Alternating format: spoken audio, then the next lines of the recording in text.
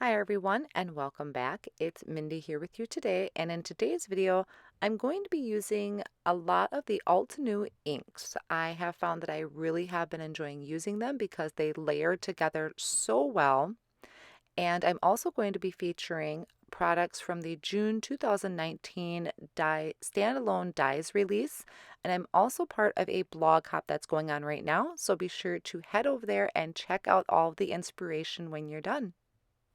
A lot of today's cards will be doing ink blending on most of them. Starting with this card, I'm going to be creating a background for the Dainty Blooms cover die, and I went with some really warm colors. This first one that I'm starting off with is chamomile, so it's a really nice warm yellow. I'm also using the Ranger ink blending tool. I do typically use the blending brushes from Picket Fence Studios, but when I'm covering an entire area like this where I really want a thick coat of ink or a lot of ink to apply, I like using these round blending tools because I don't have to worry about soft lines. I'm going to be blending the two colors together. So I started chamomile at the bottom or at one end of the cardstock. At the other end, I'm going to be using Vineyard Berry, which is a really nice bright red or a deepish red. And then I'm going to go in the middle and use Coral Bliss. And this Coral Bliss is pretty close to the Vineyard Berry. When you start layering your ink colors, that's when you're really going to see the difference. So I like to start with just kind of a soft coating of the ink. I am using Nina Solar White cardstock. This is an 80 pound, and I was really surprised how well the Altenew inks blended. I've heard they blended well, but sometimes you just have to really try things out for yourself, and I really was happy. This isn't even Bristol Smooth, which is what I would normally ink blend on. This is just Nina cardstock, and they blended together really well. So once I had that first coat on, I do go back and forth between the colors just to deepen them and blend them together a little bit better. Then I'm going to take the Dainty Blooms cover die and I'm going to run that through my die cutting machine with a metal shim because there are a lot of intricate areas on here. So I do run that through with a metal shim, and I do that 3 times, and I'm going to layer these up. Now to do this, there are lots of ways you can glue these together. I'm using this E6000. It's actually a liquid spray. It's not an aerosol, it's a liquid spray. It's also odorless.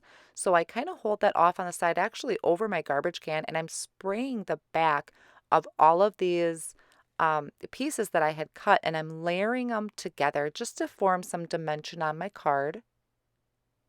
And then one more time, I'll spray the back of it and add that to my ink blended background.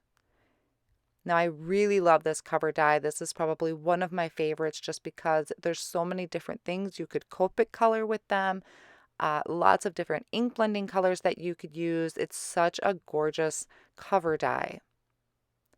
Now for a sentiment, I'm going to be using the Ornate Foliage stamp set. There are a few small sentiments on here, so I'm going to choose one of them. I'm going to be using the Hero Arts black cardstock to do this. And this is just a really nice simple font for a sentiment, nice and thin strip that I'll cut it down to. I also wanted to show you the new pigment inks from Altenew. This is the Ultimate Metallic Gold. So I'm just gently tapping my stamp set with that ink because it is pigment. It's a lot juicier than a regular ink pad, so you want to be real careful.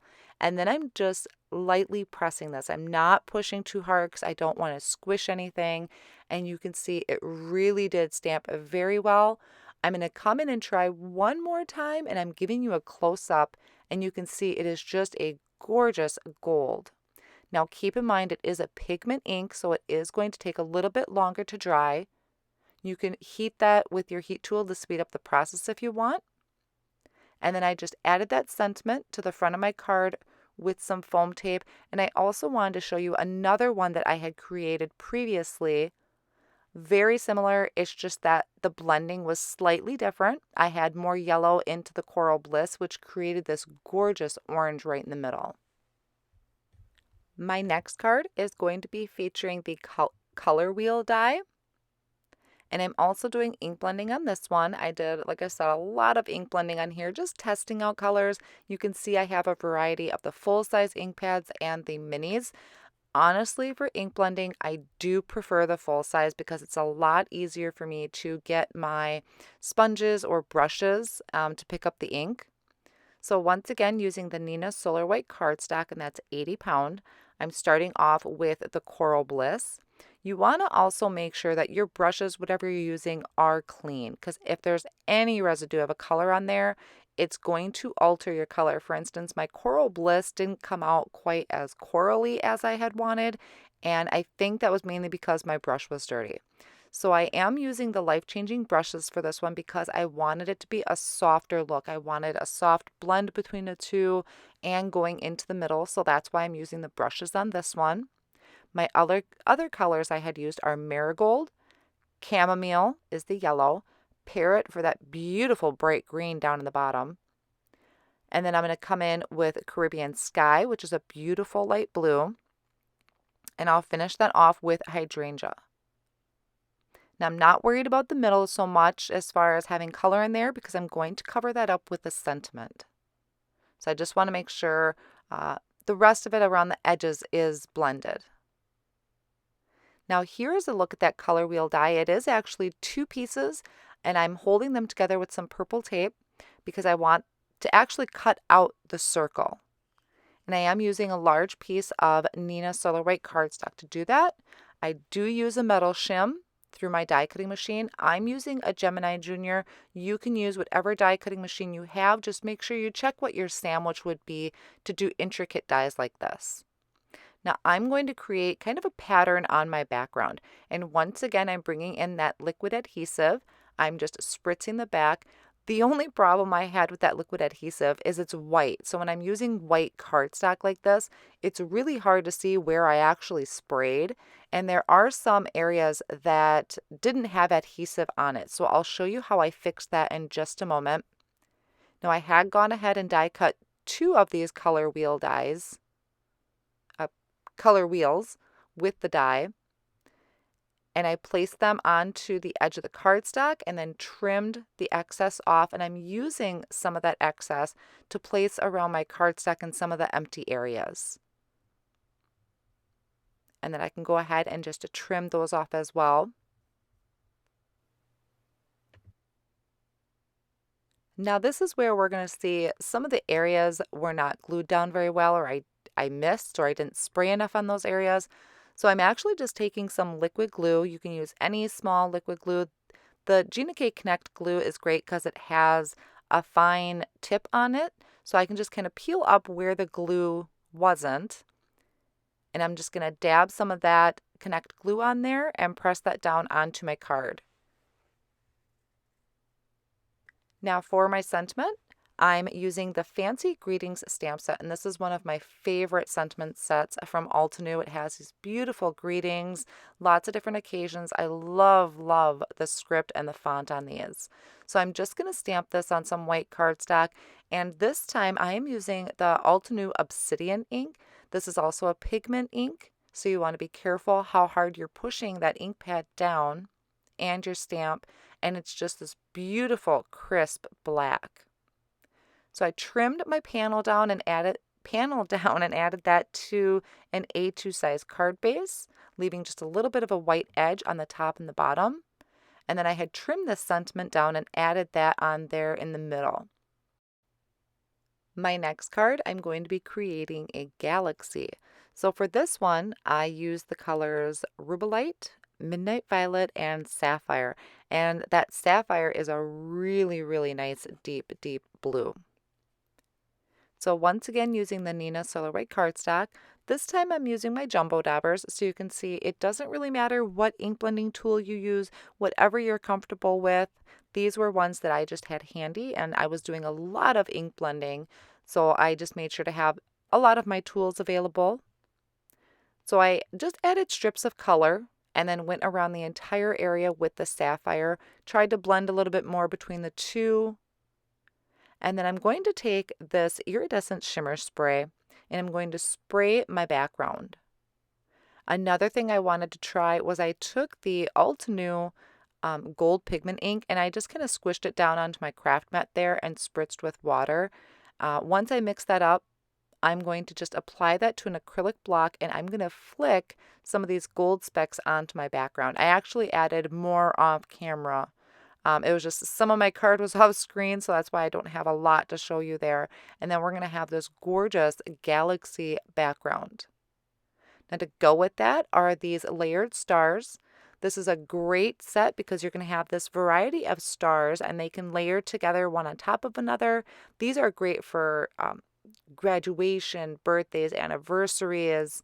I'm just making mine with the galaxy card because that's the first thing I think of when I see stars. So I'm going to run these different layers through with gold, silver, and pixie dust glitter cardstock. So you can see the different variety of sizes, and I'm just going to separate them into their kind of groups, which is going to help me when I put them together.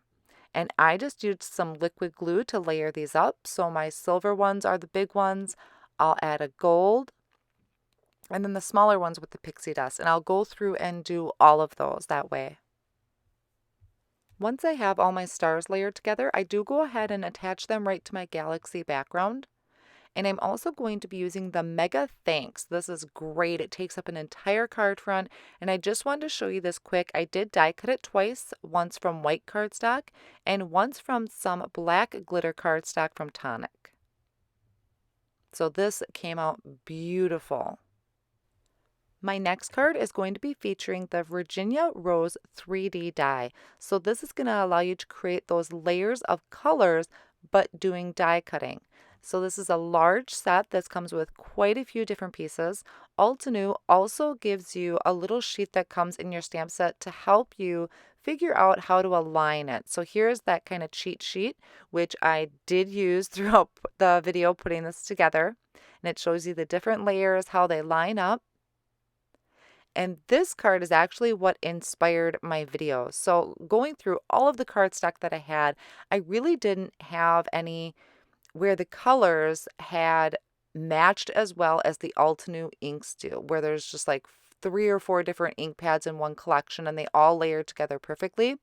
So that is what I am doing is I decided to create my own cardstock. I'm doing direct to paper, and I'm going to go through this with soft lilac, which is what you saw in the beginning. This last one was lavender fields. This is deep iris. So these are my layers for the flower, and I'm just scribbling on a ton of that color and letting it sit for a few minutes to dry. I'm also going to do some for my leaves, and that will be using firefly green and grass field. Now these look really bright, but once they dry down, they do dim down a little bit. And you will want to give it time to dry, or you can use your heat tool to speed up that process. You don't want to die cut wet paper. It's not going to cut very well, if at all. So you want to make sure that your pieces are dry. And like I said, once they dry back, they do lighten in color quite a bit. So these are my 5 sheets that I'll be die cutting my flower pieces from. I love this idea because, like I said, Altenew inks do layer together so well. The colors match so perfectly. So just speeding up that drying process. And now this first one here is the soft lilac. It's a very, very soft purple. And following the guide that Altenew provides, I'm going to die cut my base layers. So I have one big one, and I'm actually going to cut that small one twice. And I'm going to show you my process, but I am just following the guide right off on the side of my mat. I have the guide there. So I do speed through this, but I still wanted to kind of show you how that layers up. Just kind of twist and turn to get that to match. Going through all of the colors, and I'm just using some liquid glue to attach all of these. So if you ever find that you're not finding the perfect cardstock color, check your ink pads. You might have an ink pad color that you really enjoy. Do a direct paper method. Create your own color of cardstock, I think is just a great idea. Once I finished attaching all of the flowers together, I am going to put my card together with it. And for my card, my background, I used a Dotted Swirls Debossing cover from Altenew, and I did that on the Hero Arts black cardstock. Also new to this release is the Nesting Labels die, which I stamped a sentiment from. I used the Fancy Greetings stamp set and the Obsidian black ink.